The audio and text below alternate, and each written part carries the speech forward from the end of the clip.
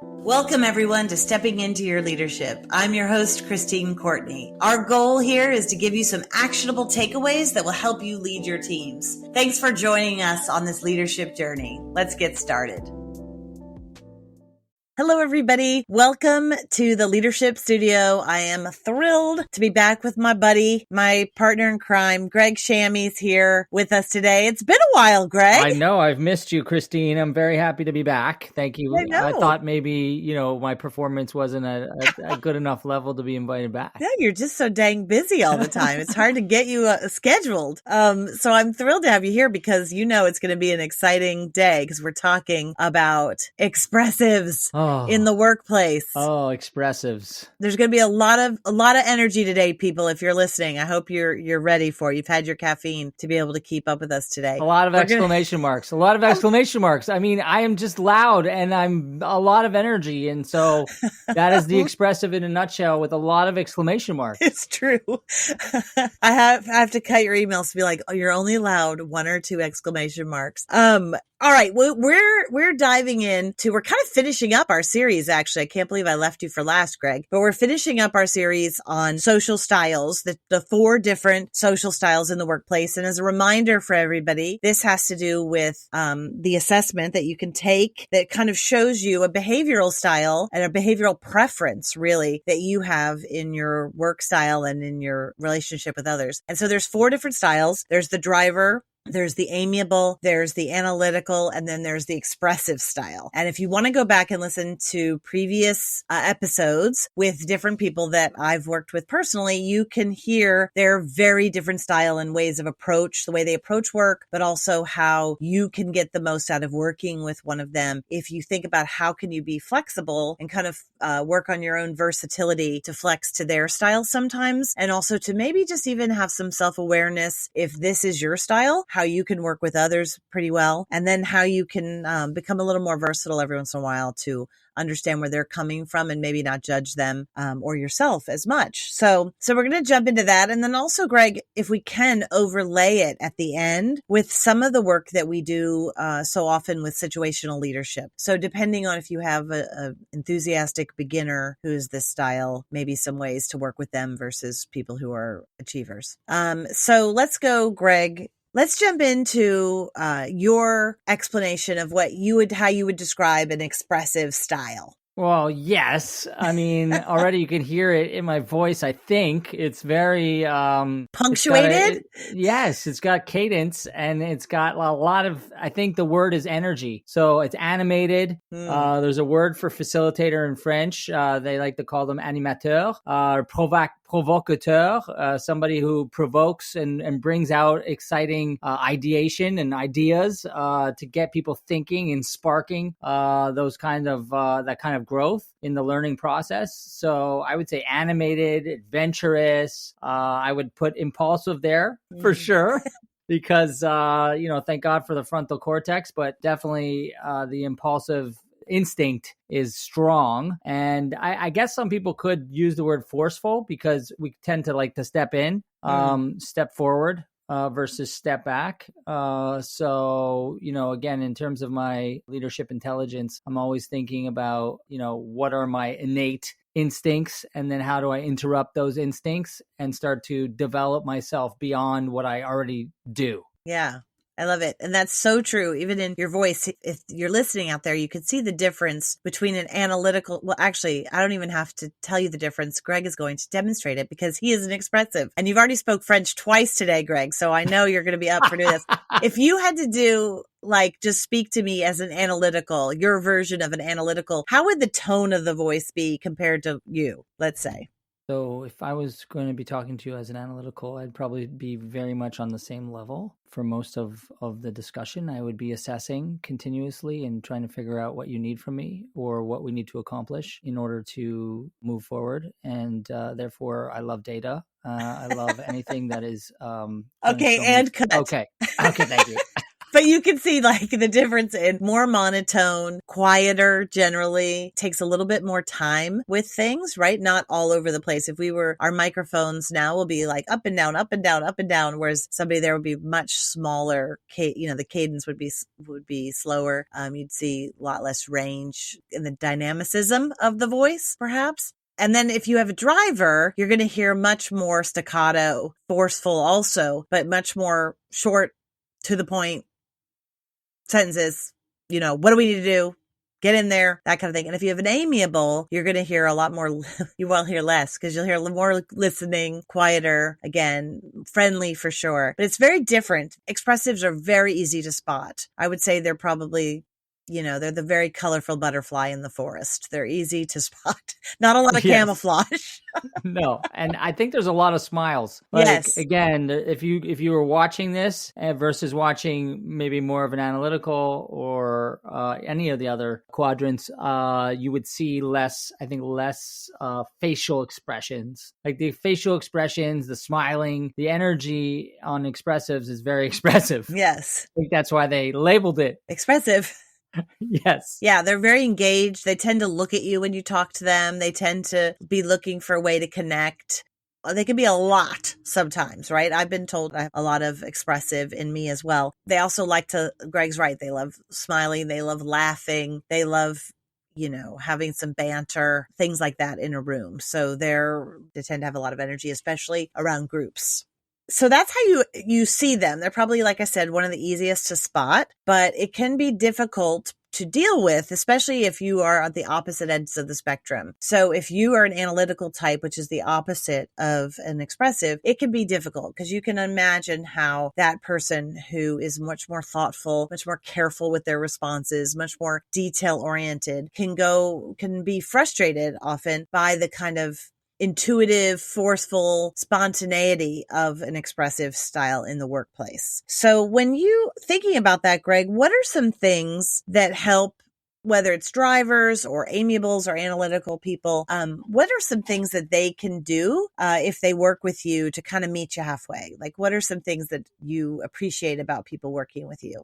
Well, I think the first thing that comes to mind is not judging. Because I do think people their first impression is like, oh my God, right? Is this real?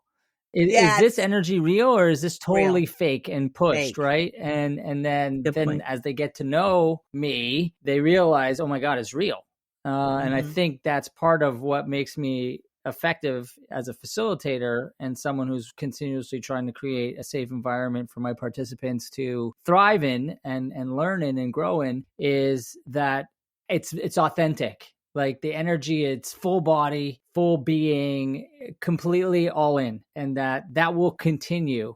And what's really interesting is that it doesn't mean I don't not have moments where I'm quiet, calm, not energetic. And it doesn't mean I don't have, that as well. So like, it's a very interesting thing. It's just my innate being is energetic and very expressive. Yeah. Right. So I think it's fascinating working with other people. And I always one of my big things is to meet people where they're at. Right. So continuously assessing where someone is at, not judging, and just meeting them there. And so part of my approach is to meet someone where they're at, regardless of what their innate quadrant is, and that really works for me as well. If people are going to meet me where I'm at, I start to connect. Yeah, and I think that you have a lot of, obviously you have a lot of natural versatility in the workplace. You're very good at being able to see where others are at because that's your job. And it's your job because you're good at it. Do you know what I mean? Like you go into a place when you're facilitating and you can see a room full of all these different behavioral preferences and styles and somehow bring them to get to work together. And it makes sense because expressives tend to be really good workshop facilitators or leaders. They tend to be good at leading brainstorms or meetings. So in the workplace, you may not have facilitators like we do, but you definitely have people that can run portions of meetings or okay, guys, let's wrap up this day if you have a full offsite. And somebody who's your expressive is one who will raise their hand for that kind of opportunity. And they tend to be good at it because they have probably been doing it their whole lives. They probably have been doing it in their families. They were expressive around the table, or they were part of tables, at dinner tables that were already expressive expressive and had to fight for their voice, or they were the one who brought the family energy together or brought it up in a family reunion or whatever it is. So I can imagine you, Greg, when you go home to your family, I bet you do a lot of that for them as well. Yes, we have our family reunion every year, and I am at the center of it, getting everyone around in the circle, the big circle. And there's so many of us, we're like 50 of us, and it's incredible. But yeah, your description is right on. Yeah. And I think there's a way to really clue into that with your expressives and give them opportunities to use that energy to your advantage in the workplace. Get them doing those types of things, get them helping groups, get them moving things along, because their energy can support that. And it tends to grow in opportunities. It doesn't tend to deplete. It tends to grow with those opportunities. I love this point so much, because when I'm leading a meeting, knowing what my team members are is so helpful to me, because I will play to the expressives just to get the ball rolling. And once they're getting the ball rolling, then suddenly, like you said, it ripples. And other people jump in. So people who maybe step back, amiable and analytical, start to get maybe inspired by that energy and then start to step forward a little bit more. Yeah. So it's a pretty strategic, effective way to get people into the conversation and get their thoughts and ideas on the table. It's a really good point, because the opposite can be true. I love what you're saying. Like when you lead a team and you have an expressive on that team, right? Their energy is big, and how they feel is obvious, right? They wear it on their face. And so if they're not happy with something that's going on, everybody's going to know it. And so very good idea to get them on your side quickly, right? Involve them. And if you can tell something's off with them, pull them aside and talk with them about it so that you can quickly get them back on. It's kind of like we do a lot of work in schools. And I swear to God, I learned so many of my managing tips running classrooms, because the reality is if you had a kid like this with that much energy and they were working against you, you were just swimming upstream the whole time. I mean, it's impossible. But once you can move that energy in line with yours, the whole class kind of, gets a dose of it. I love that. That's a really good point, Greg. And so what would you say are the keys to somebody, like if they come in and let's say let's talk about sales. Like if somebody wanted to sell to you, like they've identified like, okay, Greg's an expressive, they're a salesperson of some sort, they want to sell you something. When they come in, what would be your way to coach them? Like, what would be their tips on selling to someone who's expressive? Oh, okay. This is great. I love this question. You know why he loves it? And I want to point it out, because you love it because it's expressive, because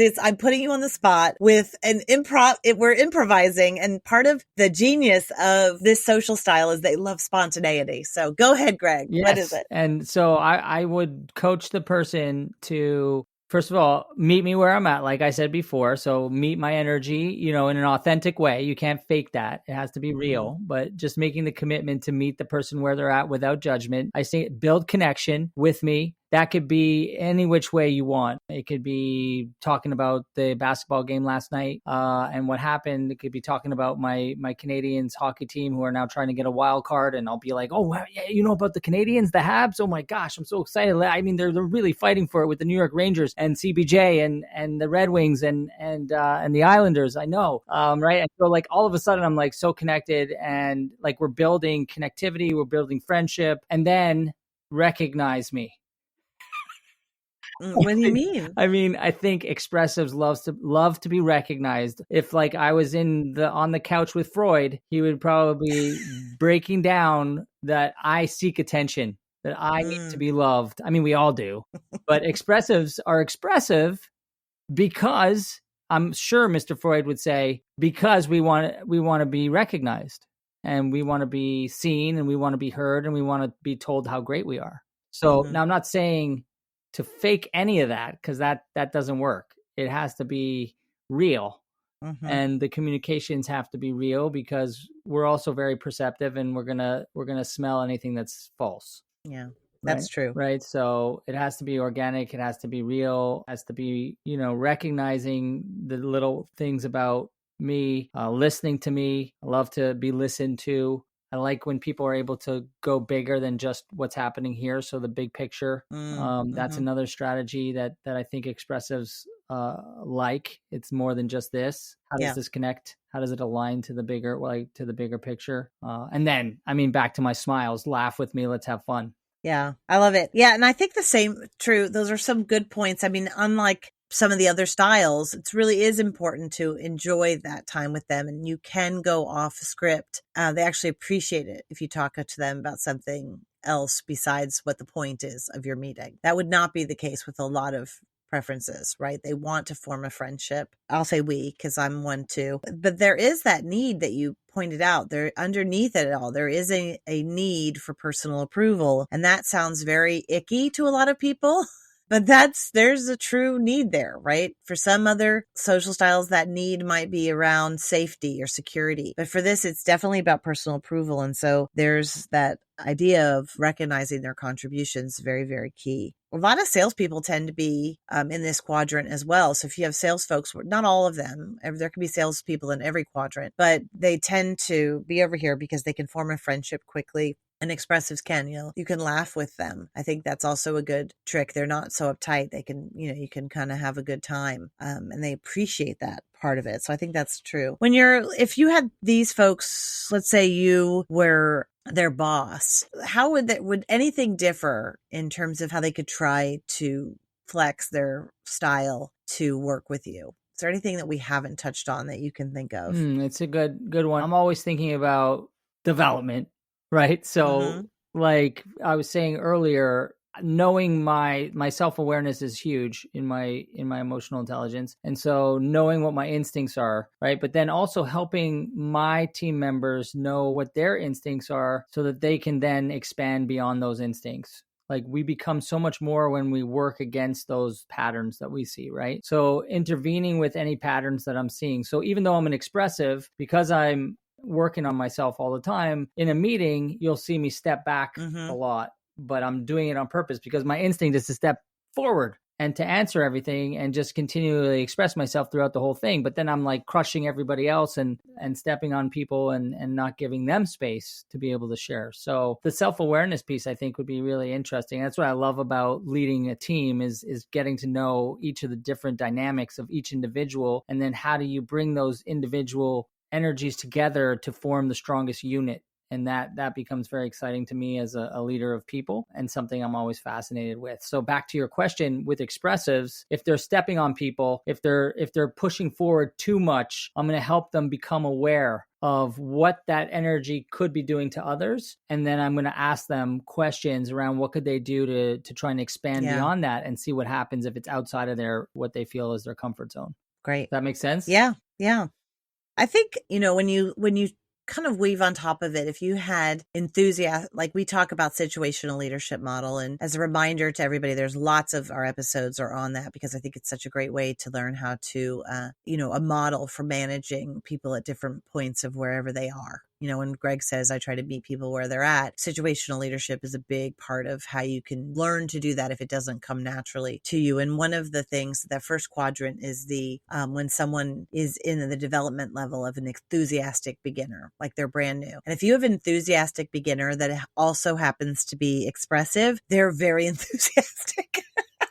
So you don't have to motivate them, right? But you just have to kind of like let them, go and see if you can give them what you were talking about, which is, can you recognize their contributions right away and say, this is great. This energy is great. Form kind of a friendship with them or a warmth, approachable way of being with them. That works pretty well for giving feedback to somebody who's expressive. Where do you see when they get into the second one, which is disillusioned learner? I think what also can be tricky about expressives is that expressive thing can even seem more dramatic, right? So them being disillusioned or being bummed out or realizing like, oh man, I got a lot to learn. That can feel to you like, whoa, what just happened? Like their energy, even if they're down, that energy is going to feel really big, right? Yeah. So any coaching tips for somebody working with an expressive who's in that moment of learning that's just hard, that second quadrant? Yeah, I think giving them the space to actually talk about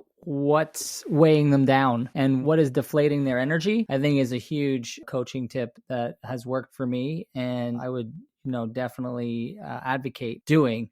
Expressives like to, in general, work through things and try and figure them out with that energy. And so when I'm in a place where I'm frustrated or things are feeling very heavy on my shoulders, I need to step back and, give myself some space to reset and get some clarity on what I need to attack in order to continue moving forward. So as the coach, I would be helping to make some of that space for them to get clear on what's weighing them down, maybe get rid of a couple of those barriers for them so you can free up that energy. Because like you said, it's always revving, but they can go into a deflate mode if it's too much. Yeah. And I think that you have to be prepared for like what will seem like a little bit over dramatic sometimes to other people.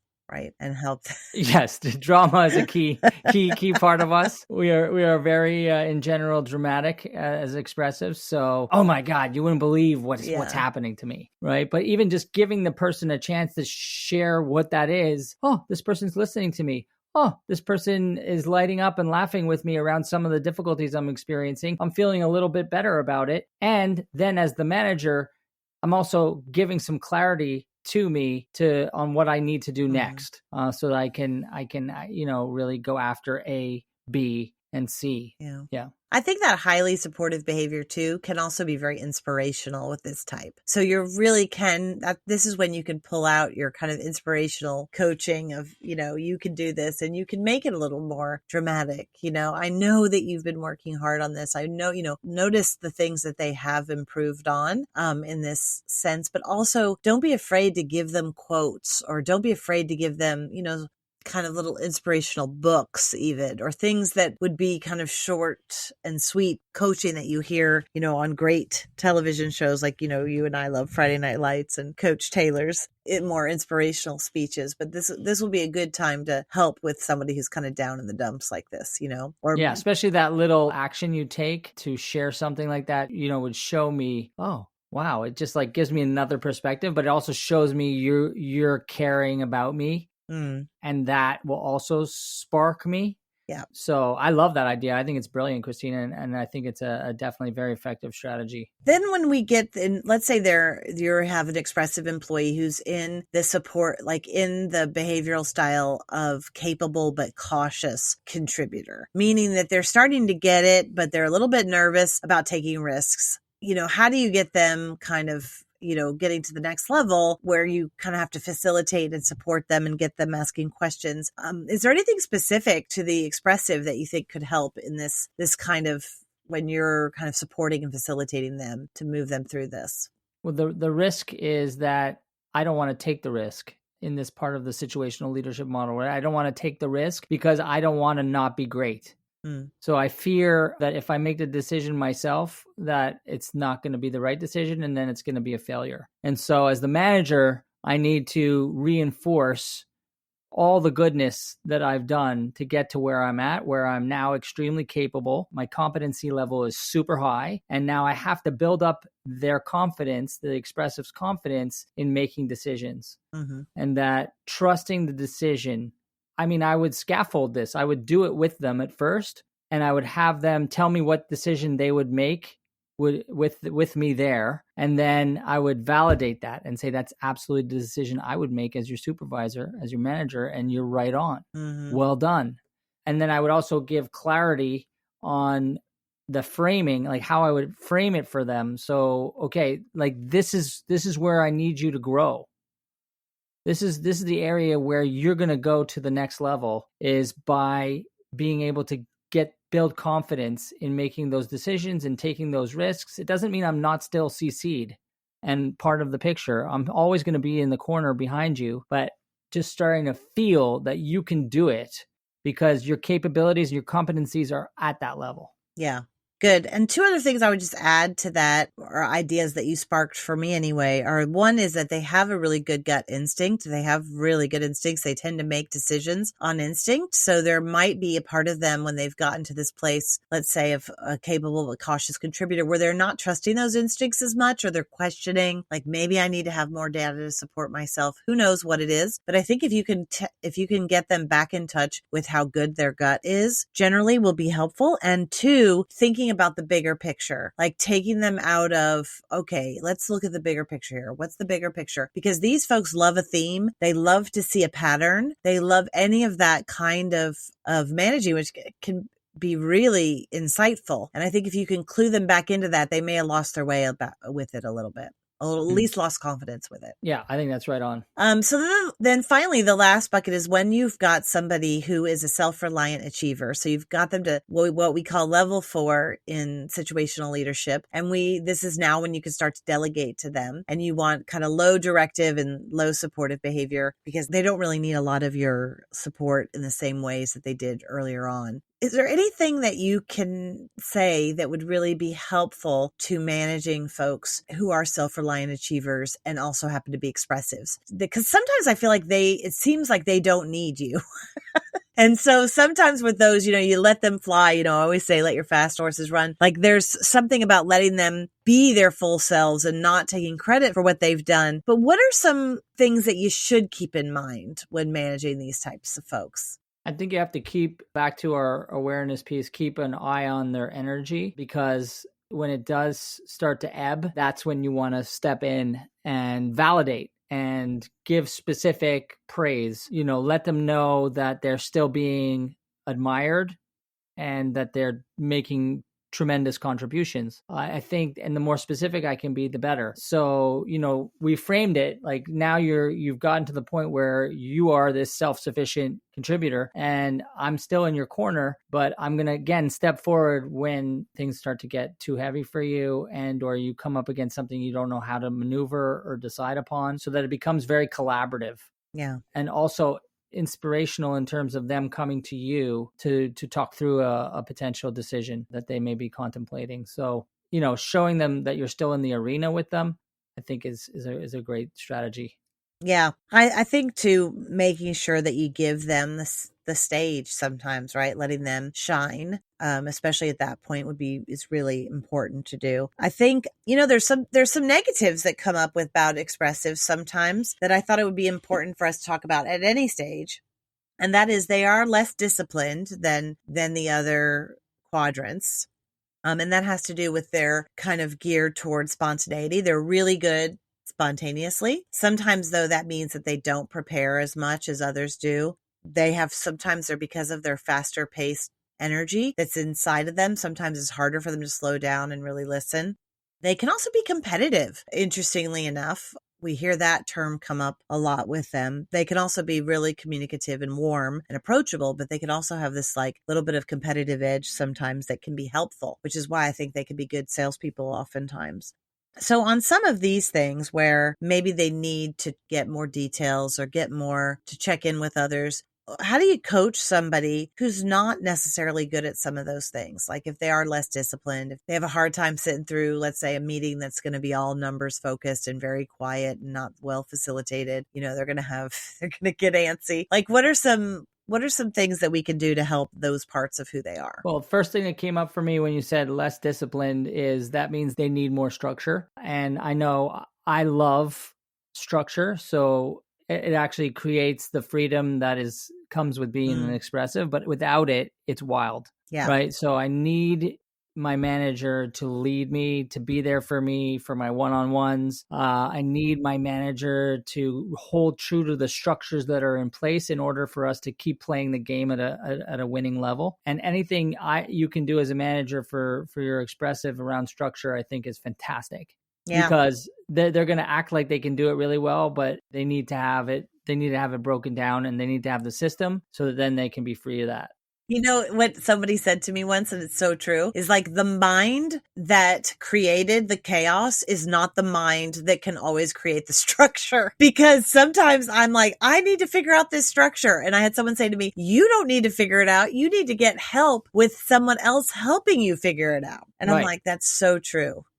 Yeah, that makes total sense to me, especially as an expressive, because that's not our forte. Right. But because we're so strong, right? I would call my niece strong and wrong, because she would come into a situation no matter what, even if she was right, but she would come in just strong and whatever it was. So sometimes as expressives, we can seem intimidating to say, hey, listen, it's not this, or I think differently, but we do appreciate it when we learn something. So it is necessary for someone to say, hey, let me help give you some structure or some discipline around this. I think that's a really good note. Yeah. So as the manager for that first point, it's my job to infuse the structures, right, for my expressives. I think that is absolutely necessary. In terms of slowing down and listening, I think that's definitely a challenge for expressives. And so that's something, again, in the self-awareness bucket, always working on, always trying to intervene with, be intentional about. And so as a manager, anything you can do to help the expressive slow down,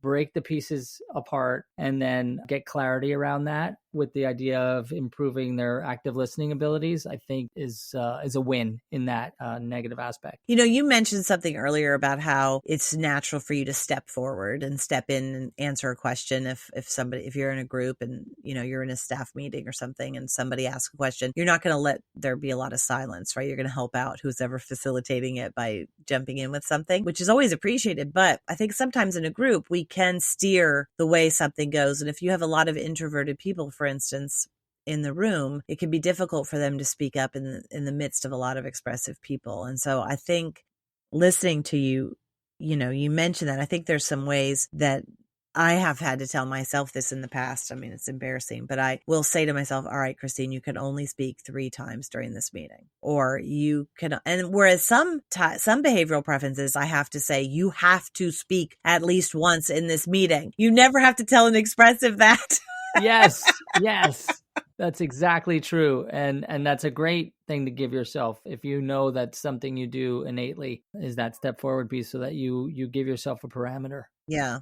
And that you can, you know, listen first to what someone is saying before you just jump in there trying to convince them of another way. Yeah. Did you have another thought? It looked like just that final bucket that you brought up on the negative side for expressives, the competitive piece, I think is actually a really phenomenal piece to play with, especially in sales, if you have sales folks who are expressives. But I think expressives in general love to compete. And like, for example, if we go to the sports arena, you know, I love when it's like everyone's watching and I have to perform. Yeah. So anything that has to do with competition and spotlight, if you can create that in a positive way for your team members who like that, I mean, that's really gonna help them strive for more.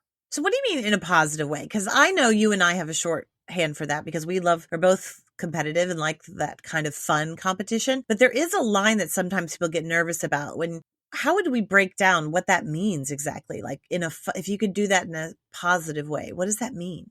Well, it's a great question, but I think my definition of that would be if the person is enjoying it, which is, you know, connected to the comfort zone, but then expanding just a bit outside of the comfort zone, right? That whole zone of proximal development piece, which is, you know, to push your players outside what they're capable of just a little bit, so that they're striving for more, but not so much that they shut down. And so again, as a manager, I'm always assessing kind of the strengths and areas for growth of my players, their different behaviors and innate stepping forward, stepping back, or what have yous. And then I'm trying to figure out how to light them up in a positive way around helping them step out beyond just what they have been doing up to this point.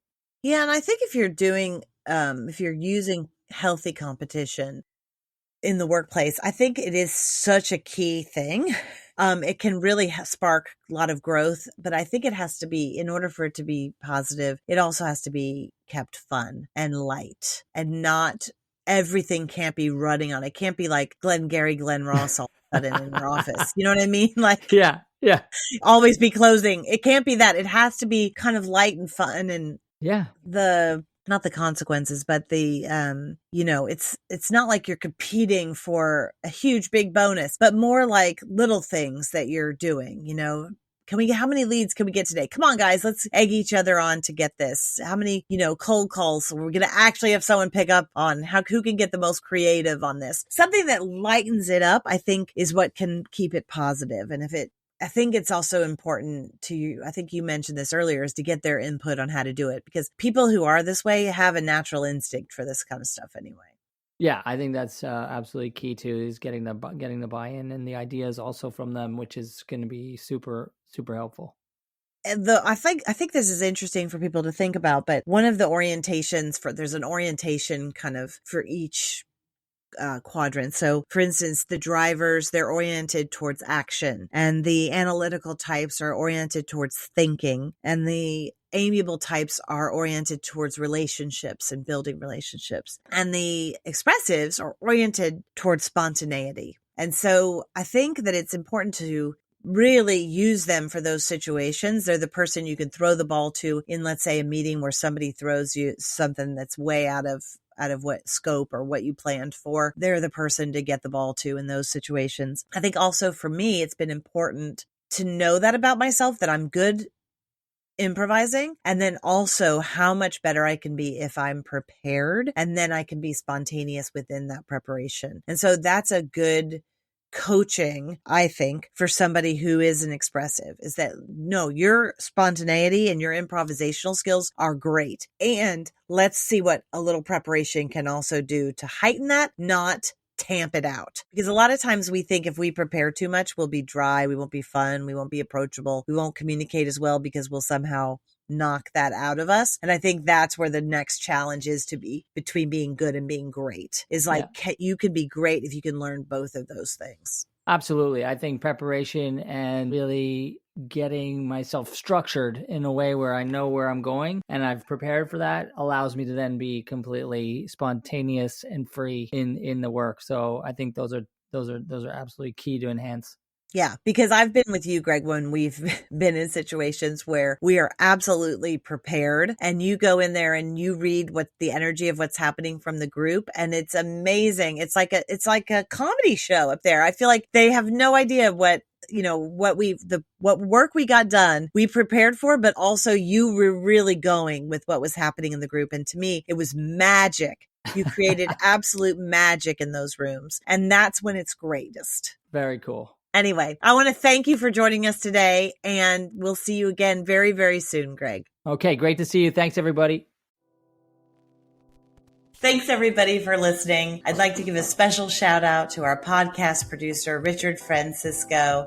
Check out our notes for any details. And if you get anything out of this, please follow us. And if you enjoy it, please take a moment to rate us or write a comment. It will mean the world to us. We'd love to hear from you.